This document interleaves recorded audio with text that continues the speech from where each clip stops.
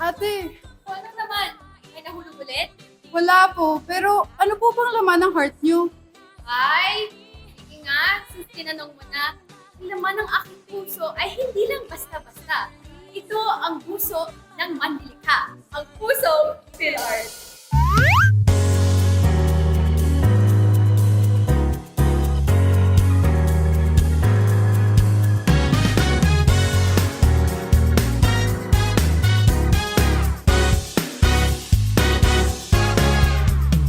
December 1987.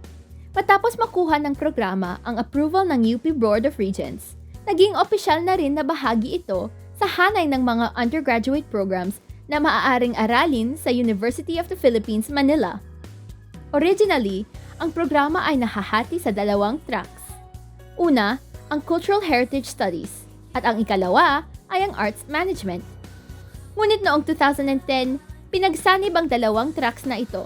At simula 2018, hanggang ngayon, tinawag na itong Bachelor of Philippine Arts, Cultural Heritage and Arts Management. Marami mang pagbabago ang nangyari, iisa pa rin ang tinitibok ng puso ng programa.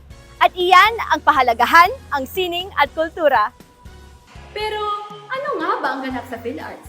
Tara, tingnan natin. Ang puso mo ba ay mahilig sa pelikula o pagtatanghal? Hindi ako si Celine, so stop comparing me to her! Tama! Hindi ikaw si Celine and you will never be Celine! Nako! Cut! Ang daming drama. Ang puso niya, ang daming drama, ha? Sige pa, meron pa. Akala mo yan lang.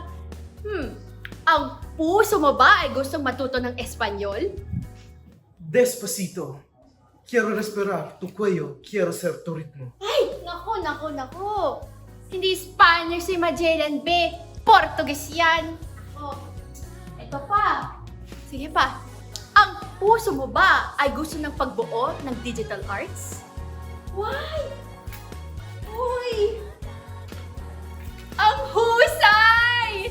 Ilan lamang yan sa mga maaari mong ma-experience bilang isang Philippine Arts student.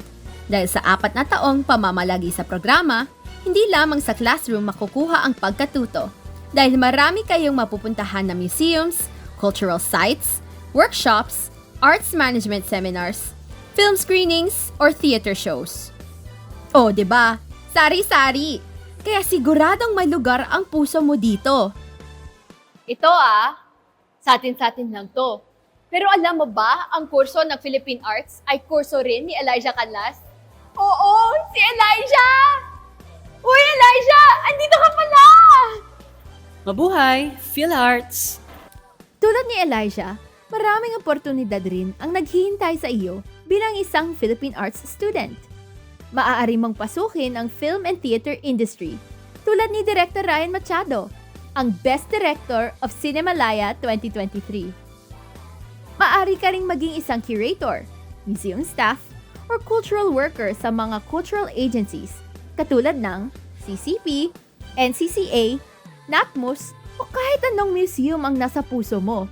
Sagot ka ng PhilArts.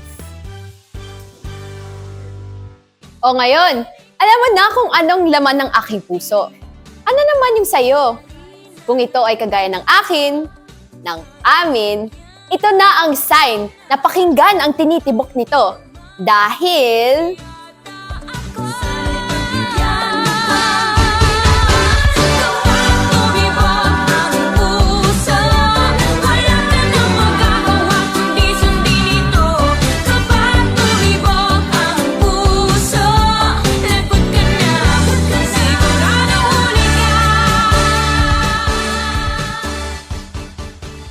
Ito ang puso ng pamamahala, pananaliksik, at paglilingkod. Ang puso ng manlilikha. Puso